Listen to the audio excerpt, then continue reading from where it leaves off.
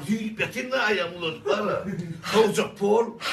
Yönü değildin bildirin. Herkes ayağımlıkları dökmedin. Yığılmak estimeniyatin, yığılmasın estimeniyatin moğumlar ya. Ne moğumları? Ne mi hayvanı bilecek oluyorlar o ayağını hiç moğumlar. Benim kadar bet diye.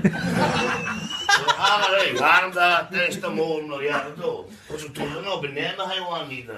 Benim göz açılmadı bir yansa da onu golü değildim.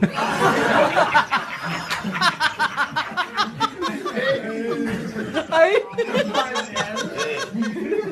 Moğolun şey diye, o şey diye böyle hareket yapıyor. O ya Çürükle hayvan gözüne gider. Yine hayvanat bana vardım, bir kar maymun şey diye oturuyor o.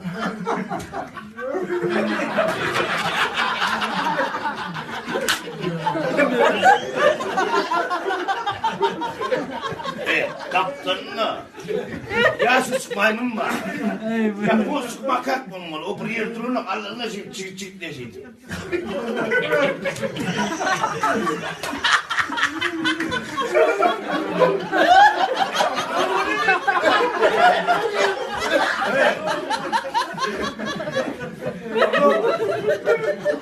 Kar maymun. Kar maymun yaşlı maymun şey diye o. Adamın bildiğine geldi diye. Yaşlı maymunu doğurdursa bilemeyin ne duyur eskiyip dedim mi? Murku diye.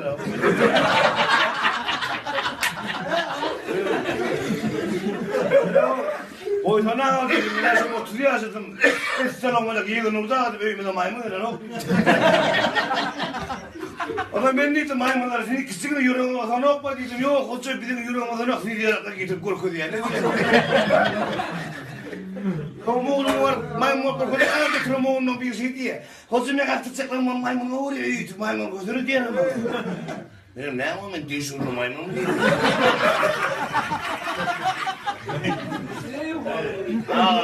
Ağır var ama onunla hangi çıkıyordum oğluydu.